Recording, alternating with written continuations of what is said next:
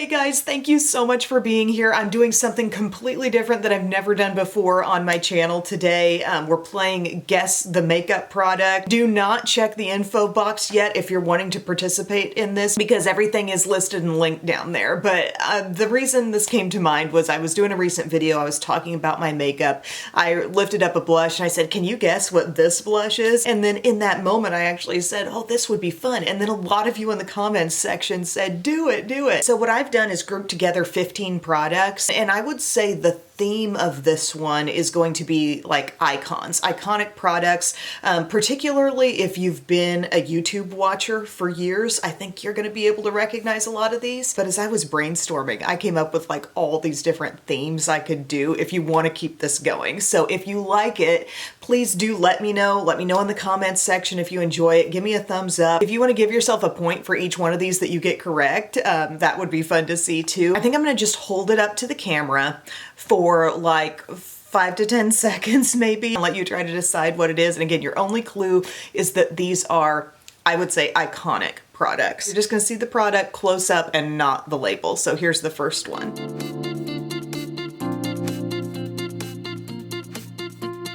Okay, was that one pretty easy for you? That's Hoola, okay? That's Hoola bronzer. This one actually says Emily's Hoola. It was sent to me in PR, but that iconic, like square-shaped box packaging, and I'm wearing that bronzer today as well. Here's a gentle clue. I am wearing this as my blush today.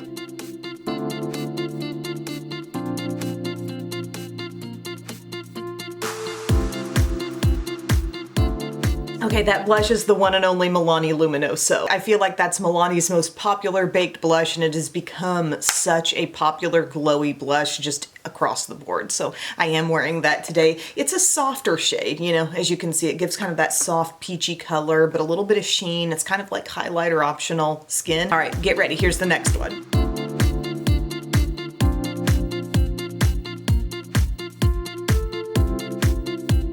Okay, that's a product that I'm also wearing today, and I do feel like this is a very iconic highlight for those of us who have been involved with YouTube or watching YouTube for a long time, and it's the Champagne Pop highlight from Becca. It now says Becca and Smashbox because Smashbox kind of gulped up that brand. Yeah, Champagne Pop originally brought to us through a Jaclyn Hill collab, so it's a very shiny, very smooth highlighter, just a little bit of a goldeny tone. Becca had so many awesome highlighters, but that was a really good one too. We're gonna skip to a little different format of product.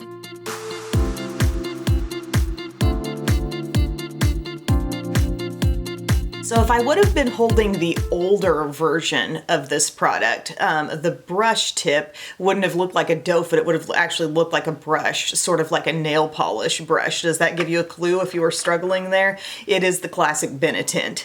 Iconic stain for lips and cheeks. I think we have Benetint to thank if we have gone on and started buying up those e.l.f. tints, and we've really enjoyed those. You know, Benetint was kind of where it began, and they have recently expanded their shades and come out with some richer tones, different tones. In the past though, do you remember how like they really gave each one their own identity? Like there would be Posy tint or there would be Cha-Cha tint and different ones like that. That was fun.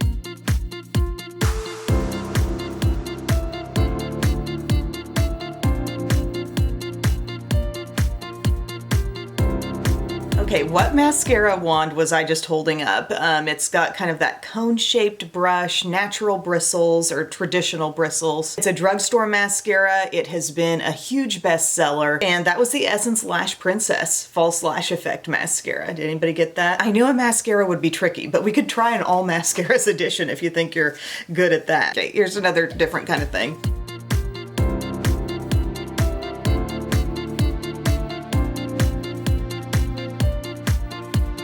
Guys, that was a setting spray. That was the iconic MAC Fix Plus. I used this today and I hadn't used it in a while, and I was reminded of how much I love that very specific scent that Fix Plus has. Does anybody else love that smell? I think it's awesome. We'll share my whole face of the day, by the way, at the end if you're interested. We're gonna jump over to a lip product now.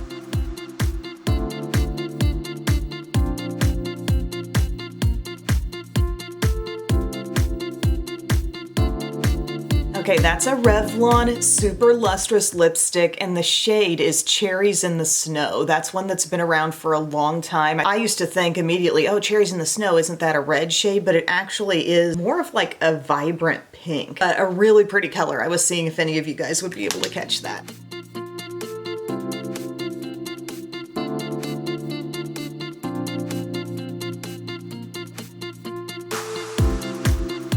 Okay, some of you might have been able to pin that one down just by like the silver top of the tube, but this is a MAC lipstick and the shade is Cream Cup. It's from their Cream Sheen range, so it's got just a little bit of that sort of balmy shine, but definitely a fully opaque lipstick. And that was one where I feel like in my earlier days of YouTube, like being over in the other house, I remember like, oh, everybody was all about that really light nude lip. Kim Kardashian was definitely getting everybody wanting to do that pinky tone nude lip, and I think Cream Cup was a big part of that craze.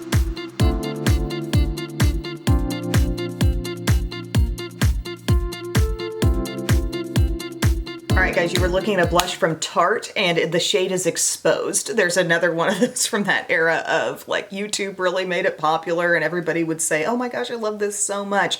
This is one of those blushes where you look at it in the pan and you're thinking, it's so subtle, it's so soft, but it really did have kind of its special way of showing this natural kind of non-blushy looking blush. And so Exposed stays in my collection to this day.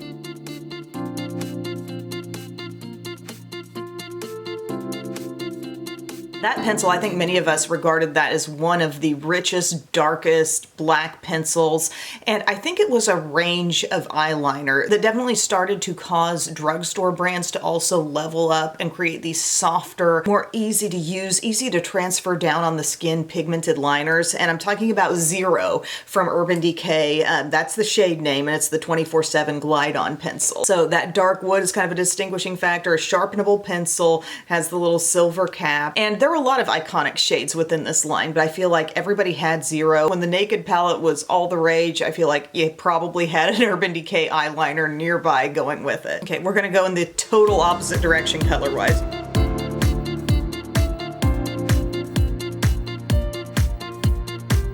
Product I was holding up there is one of the NYX Jumbo pencils. Remembered some of the different shade names on these. This one that I'm holding, this pure white, is called Milk, but I remember they had one called Cottage Cheese. I think that was like a shimmery white. They were all different ones. We were using these as like bases for our eye looks. They're not a formula that particularly sets up and becomes super long wear, so I think by today's standards of jumbo pencils, for me they don't really hang anymore because I just love that quality in a lot of the jumbo shadow sticks that I have that I use regularly. But I just thought some of you might be able to tell by that shape and size of that stick.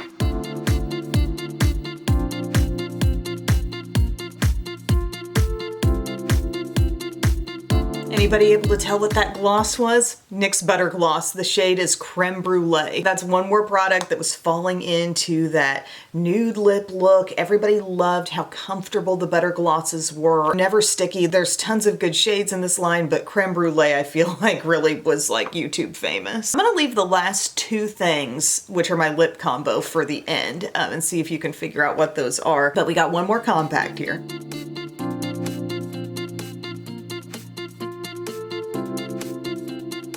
Okay, was that one way too easy? That was Physicians Formula Butter Bronzer. If you could smell it through the screen too, you definitely have confirmation on that, but that swirled pattern, so iconic. This shade, by the way, does anybody know what shade I'm holding up? It's the sculpting version of that. It's not the original color. It's a little bit deeper. But yeah, gotta love butter bronzer. So here's my lip of the day, in case that's giving you any idea. First, yes, the lip liner.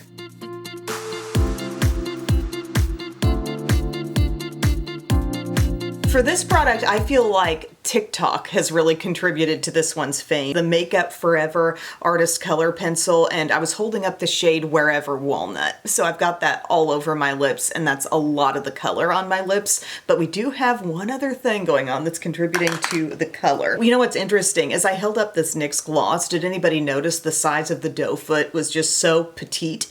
And that is kind of a giveaway on the era that the product comes from, right? Because now we're seeing all these lip oils that have a more shaped and larger doe foot applicator. But for a long time, they were a little more dainty, weren't they?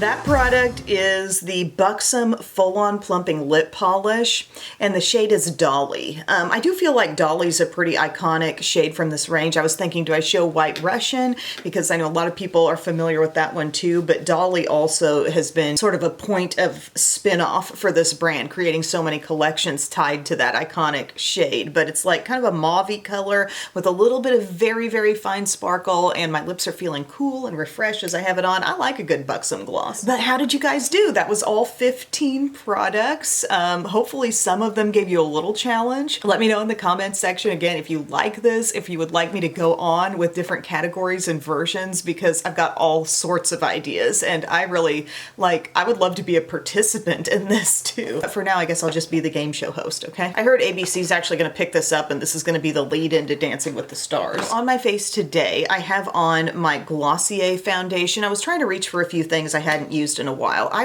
really like this one.